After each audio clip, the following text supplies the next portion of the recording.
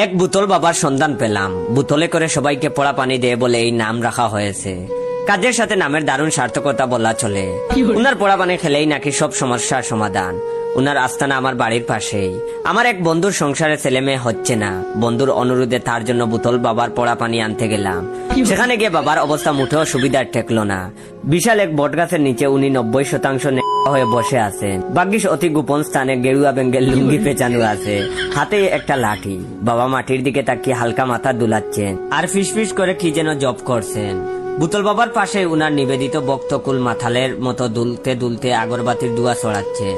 ওই মুহূর্তে কোথা থেকে এক মধ্যবয়সী মহিলা দৌড়ে এসে উনার পায়ে লুটিয়ে পড়লো। বাবার পরনের লুঙ্গি ধরে টানতে টানতে চিৎকার সরে বলতে লাগলো, বাবা গো, আমার কিডনিতে পাথর হয়ে গেছে, আমারে বাঁচান, আমি শেষ, একটা কিছু করেন, একটা কিছু করেন। মহিলা লুঙ্গি টানাটানিতে বুতল বাবাকে বেশ বিরক্ত মনে হলো। উনি গম্ভীর গলায় বললেন, ওরে থাম থাম, তোর সমস্যার সমাধান হইব, চিন্তা করিস না। বুতল বাবার আশ্বাসে মহিলার লুঙ্গি ধরে টানাটানি তেমন কোনো পরিবর্তন ঘটল না। উনি উনার কান্নাকাটি এবং একই সাথে টানাটানি চালিয়ে গেলেন। অবস্থা খারাপ দেখে বাবার ভক্তরা মহিলাকে দূরে সরানোর জন্য এগিয়ে আসলো। একদিকে ভক্তরা মহিলাকে দূরে সরানোর জন্য টানছে, অন্যদিকে মহিলা বাবার লুঙ্গি ধরে টানছে। এই কর্মকাণ্ডের এক পর্যায়ে বাবার লুঙ্গি গেল খুলে। সৃষ্টি হলো এক মারাত্মক দৃশ্য। বাবার শরীরে যে 10% লুঙ্গির আড়ালে ছিল সেটাও চলে আসলো চোখের সামনে। ভক্তরা তখন বুতল বাবাকে চেংডুলা করে অতি দ্রুত সাধনা করে নিয়ে গেল। বাবার সম্মান বাঁচানো বলে কথা। আমি খেয়াল করে দেখলাম বুতল বাবার গেরুয়া রঙের লুঙ্গিটি তখন মহিলার হাতেই ধরা। যত যাই হোক, উনি লুঙ্গিটা ছাড়েননি। একটু পর পর আবার লুঙ্গিতে চুমুও খাচ্ছেন। খুব সম্ভবত উনি বাবার কঠিন ধরনের ভক্ত। এই ঘটনার পর আমি খানিকটা চিন্তায় পড়ে গেলাম। একজন সাধারণ মহিলার কাছে মহান বুতল বাবার বস্ত্র হরণ, এটা মেনে নেওয়া একটু কষ্টকর। যাই হোক, কিছুক্ষণ পর বুতল বাবা আবার বটগাছের নিচে আসন পেতে বসলেন। দেখে মনে হলো ভীষণ রকম রেগে আছেন। অবশ্য যা ঘটলো তাতে রেগের টাকাটা স্বাভাবিক। তারপর আমি একরকম বয়ে বয়ে উনার কাছে গেলাম। আস্তে আস্তে করে বললাম, মানে আমার এক বন্ধুর সংসারে বাচ্চা কাচ্চা হচ্ছে না, যদি কিছু একটা ব্যবস্থা। পুরো কথা বলার আগেই বাবা আমাকে থামিয়ে দিলেন। দমকের সুরে বললেন, দুঃখ তারাঙ্কা খু হইব হইব, তোর বন্ধুর ওর বউয়ের 2 জনের এই বাচ্চা হইব, জুড়া বাচ্চা, দুনিয়াতে সৃষ্টি হইব তাজ্জব এক ইতিহাস। আমি তখন ডুব গিললাম। তারপর মিনমিন করে বললাম, না মানে বন্ধুর বাচ্চা হওয়ার বিষয়টা থাক, ওইটা বেশি বাড়াবাড়ি হয়ে যাবে, শুধু ওর বউয়ের বাচ্চা হলেই হবে। বুতল বাবা কতক্ষণ চুপ থাকলেন। তারপর পাশ থেকে একটা পানির বোতল বের করে মন্ত্রতন্ত্র পড়ে ফু দিলেন। শেষে গম্ভীর কণ্ঠে বললেন, এই নে ধর, এই পোড়া পানি যারেই খাওয়াবি তারই বাচ্চা হইব, বেডা বেডি বুড়া বেডি এইসব কোনো বিষয় না। বুতল বাবার এই কথায় খুশি হব নাকি ভয় পাবো আমি ঠিক বুঝতে পারলাম না। তবে যা বুঝলাম, এই পোড়া পানি মারাত্মক শক্তিশালী, খাওয়ালেই বাচ্চা নিশ্চিত। বাবার পোড়া পানি নিয়ে বাড়িতে আসলাম। যেই না বাসায় ঢুকতে যাব, অমনি দেখি গেটের সামনে কয়েকটা পাতি মাস্তান টাইপ কুকুর উপরওয়ালা আন্টিকে ঘেরাও করছে। আন্টির দিকে তাকিয়ে এমন ভাবে চারপাশে ঘুরছে যেন একটুখানি ভুল করলেই অ্যাটাক। উপরতলার এই আন্টিকে আমি চিনি। উনার ভয়ঙ্কর রকম কুকুর ভীতি আছে। উনার ধারণা পৃথিবীতে কুকুরের জন্মই হয়েছে মানুষকে কামড় দেওয়ার জন্য। কুকুরের জীবন চক্র হলো জন্ম, মানুষ কামড়ানো, মৃত্যু। আমি আন্টির অবস্থা বেগতিক দেখে যেই আমি কুকুর তাড়াতে যাব, তার আগে উনি মাথা ঘুরে গেলেন পড়ে। আমি একরকম দৌড়ে গিয়ে উনাকে ধরলাম। আমার হাতে ছিল পোড়া পানির বোতল। ওটা দিয়ে আন্টির চোখে মুখে পানির ছিটা দিলাম। কিছুক্ষণের মধ্যে উনার হুঁশ ফিরল। বুঝতে পারলাম বুতল বাবার পানির দারুণ কার্যকরী। হুঁশ ফিরতেই আন্টি প্রথম যে কথাটা বললেন সেটা হলো, পানি খাবো, পানি পানি। আমি পড়লাম মহা বিপদে। আমার হাতে যে পানি আছে সেটা পোড়া পানি। চাইলেই তো পানি আন্টিকে খেতে দিতে পারি না। বুতল বাবার কথা মতো এ পানি খাওয়ালেই হবে বাচ্চা, গ্যারান্টি শতভাগ। আন্টির বয়স 50-এর আশেপাশে হবে। উনার 2 মেয়ে আছে, নিশি ও শশী। বড় মেয়ে ভার্সিটিতে পড়ে, ছোট মেয়ে পড়ে কলেজে। এই বয়সে উনার বাচ্চা কাচ্চা হলে বিরাট ঝামেলা। কিন্তু কি আর করার, কোনো উপায়ন্তর না পেয়ে পোড়া পানি আন্টিকে খেতে দিলাম। আন্টি ডুকডুক শব্দে পুরো বোতলের পানি সাবার করলেন।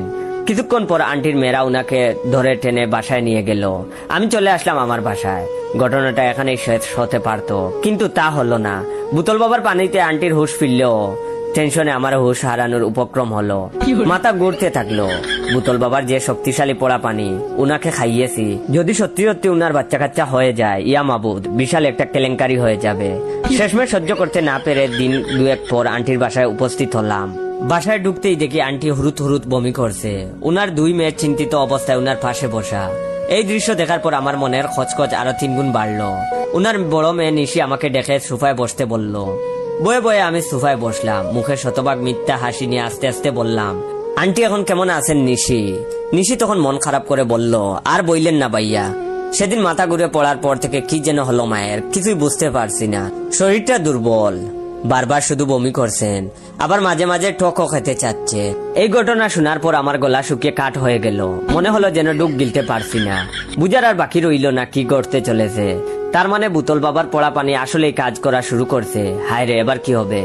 কল্পনায় আমি স্পষ্ট দেখতে পেলাম আন্টি আমার নামে মামলা করেছেন। আমি জেলখানায় বন্দি। পুলিশ লাঠিতে সরিষার তেল মালিশ করে আমার আন্টি আমার নামে মামলা করেছেন। আমি জেলখানায় বন্দি। পুলিশ লাঠিতে সরিষার তেল মালিশ করে আমার দেশে দুপদাপ মারছেন। কি যে করব বুঝতে পারলাম না। কিন্তু সত্যিটা আন্টির জানা দরকার। একজন মহিলা মা হতে চলেছে, অথচ উনি নিজেই এ খবর জানেন না। এটা ভীষণ অন্যায়। আমি বেশ কয়েকবার জুড়ে জুড়ে নিঃশ্বাস নিলাম। তারপর মোটামুটি সাহস সঞ্চয় করে আন্টিকে পুরো ঘটনাটা বললাম। শ্রোতা হিসেবে ওনার 2 মেয়েও ছিল। সব শোনার পর আন্টি অ্যাটম বোমার মতন বিকট শব্দে ফেটে গেলেন। রাগে খুবে জেদে আমায় যা যা শোনালেন তার বেশিরভাগই ভিডিওতে বলা যাচ্ছে না। তার মধ্যে মোটামুটি ভালো যেটা ছিল সেটাই হলো, এই জল্লাদের দেয়া পানি খাওয়ার চাইতে আমি কেন সেদিন মরে গেলাম না। হায় আল্লাহ, আমার কি হবে? আন্টি তখন আমার সামনে বসে বিলাপ করে কাঁদছেন। বিলাপের বেশিরভাগই লাইনেই আমাকে অভিশাপ দিচ্ছেন। যে অভিশাপগুলো দেয়া হচ্ছে তার 1/3 যদি সত্যি হয়, তাহলে পৃথিবীতে বেঁচে থেকেও আমার বিশেষ লাভ হবে না। ওয়েট, ভিডিওটা শেষ করার আগে আপনাদের কাছ থেকে একটু সময় নিয়ে নিচ্ছি। ইদানিং ভাইয়ের রিয়েল পেজ ইউর জয়ে ভিডিওতে লাইক কমেন্ট শেয়ার আসছে না। দয়া করে আপনারা ভাইয়ের এই ভিডিওটা কমপক্ষে আপনার 15 জন বন্ধুকে শেয়ার করে দিবেন এবং সবাই মিলে এই ভিডিওতে 20,000 লাইক করে দিবেন এবং 1000 কমেন্ট করে দিবেন। ধন্যবাদ। আন্টি আমাকে যে অভিশাপগুলো দিচ্ছেন এর 1/3 যদি সত্যি হয়, তাহলে পৃথিবীতে বেঁচে থেকে আমার বিশেষ কোনো লাভ হবে না। কিন্তু অদ্ভুত ব্যাপার হলো, উনার 2 মেয়েকে পুরো ঘটনাতে বেশ আনন্দিত দেখা গেল। খুব সম্ভবত ওরা চাচ্ছিল ওদের ঘরে নতুন সদস্য আসুক। শশী তো আনন্দে আর লজ্জায় পাশে রুমে চলে গেল। নিশি আন্টির কাছে গিয়ে বেশ উৎসাহ দিয়ে বলল, আম্মা, আমার ভাই হবে নাকি বোন হবে গো? ইস, একটা ভাই হলে কি যে ভালো হতো। আচ্ছা, কি নাম রাখবো গো? উত্তরে আন্টি কিছুই বললেন না। নিশিকে টাস করে একটা চোর মারলেন। দারুণ শব্দ হলো। যে কোনো চোর মারা প্রতিযোগিতায় এই চোর 10-এ 10 নম্বর পাওয়ার যোগ্যতা রাখে। তবে মূল বিপত্তি বাঁধালো আন্টির ছোট মেয়ে শশী। সে পাশের রুমে গিয়ে সব আত্মীয় স্বজনদের এই সুসংবাদটা দিয়ে দিল। বেচারি বুঝতে পারলো না সব সুসংবাদই সবসময় সুসংবাদ নয়। শশী হাসি হাসি মুখ নিয়ে বেশ গর্ব করে আন্টিকে বলল, আম্মা, সবাইকে সুখবরটা দিয়ে দিয়েছি। কথাটা শুনে উনি নির্বাক হয়ে গেলেন। কি বলবেন কিছুই বুঝতে পারলেন না। রাগে কটমট করতে করতে শশীকে ইশারায় কাছে ডাকলেন। শশীর কাছে গেল। আবারও সেই টাস শব্দ হলো। এই চোরটাও 10-এ 10 পাওয়ার যোগ্য। এইসব টাস টুস শব্দের পর রুমের পরিবেশ অত্যন্ত শান্ত হয়ে গেল। কেউ কোনো কথা বলছে না। নিশি ও শশী দুইজনই চোর খেয়ে গালে হাত দিয়ে বসে আছে। বাকি আছি আমি। অবস্থা খুব বেশি সুবিধার মনে হলো না। আমি তখন মিনমিন করে আন্টিকে বললাম, আন্টি, আজকে তবে আসি। উত্তরে আন্টি কিছু বললেন না। নীরব দৃষ্টিতে আমার দিকে তাকালেন। আমি নীরবতাকে সম্মতির লক্ষণ বিবেচনা করে একরকম দৌড়েই রুম থেকে বেরিয়ে আসলাম। তারপরের দিন বিষয়টা আরো বিকট আকার ধারণ করলো। আমি আবার আন্টির বাসায় গেলাম। গিয়ে দেখি উনার তাবৎ আত্মীয় স্বজন বাসায় হাজির। কেউ নিয়ে এসেছে মিষ্টি, কেউ বাচ্চাদের খেলনা, আবার কেউ কেউ ছোট বাচ্চাদের পোশাক। কিন্তু যারা এসেছেন তাদের বেশিরভাগের মুখী ভীষণ যে যা এনেছেন বিষণ্ণ মুখে আন্টিকে দিচ্ছেন। আন্টিও বিষণ্ণ মুখে সেসব গ্রহণ করছে। যেহেতু বুতল বাবার পড়া পানির ব্যাপার কেউ জানে না, স্বভাবতই সব দোষ আঙ্কেলের গায়ে এসে পড়েছে। আত্মীয় স্বজনের 2-1 আঙ্কেলকে কংগ্রাচুলেশন জানালেন। উনি মিথ্যা হাসি দিয়ে সেই সব গ্রহণ করার বৃথা চেষ্টা চালালেন। আঙ্কেলের বয়স 56 সুই সুই। রাজশাহীতে চাকরি করেন। প্রতি 15 দিনে একবার বাড়িতে আসেন। এইবার বাড়িতে এসে এসব শুনবেন খুব সম্ভবত তিনি তা স্বপ্নে ভাবেননি। সুখবর পেয়ে আঙ্কেলের কয়েকজন বন্ধু বান্ধবও আসলেন। এ ঘটনাতে উনাদেরকে সবচেয়ে বেশি আনন্দিত দেখা গেল। বন্ধুদের মধ্যে রসিক একজন আঙ্কেলের পিঠ চাপড়ে বলে উঠল, বন্ধু, ভালোই তো, এখনো পাওয়ার আছে তাই। আঙ্কেল তখন ভীষণ রকম লজ্জা পেলেন। চলে গেলেন অন্য রুমে। বেচারার জন্য খারাপ লাগলো। কোন রকম দোষ না করে শাস্তি বুক করছেন।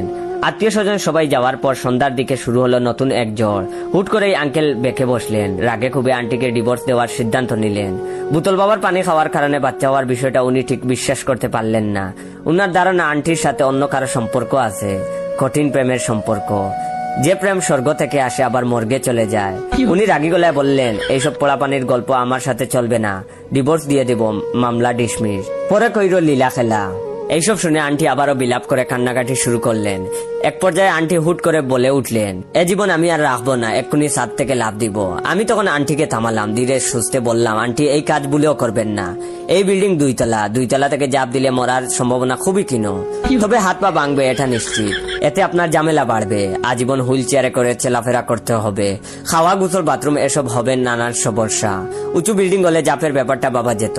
একথা শুনে আন্টি আমার দিকে ভয়ঙ্কর দৃষ্টিতে তাকালেন, রাগে ফুসফুস করে বললেন, মরলে তো মরলাম, আর হাত পা ভাঙলে অর্থোপেডিক ডাক্তার দেখাবো, তবুও আমি জাপ দিবই। তোমার কোনো সমস্যা? আন্টির কথা শুনে মাথায় ডাক্তার শব্দটা ঘুরপাক খেল। হা ডাক্তার, এই তো বুদ্ধি খুলে গেল। আমি তখন একরকম লাভ দিয়ে উঠলাম, চিৎকার করে বললাম, আমরা এত কিছু ভেবে বসে আছি, অথচ আন্টিকে তো একবার ডাক্তার দেখানোই হলো না। উনার কি হয়েছে সেটা ডাক্তারের চেয়ে ভালো কে জানবে। সাথে সাথে আন্টিকে ডাক্তারের কাছে নিয়ে গেলাম, সাথে নিশি, শশী আর আঙ্কেলও গেলেন।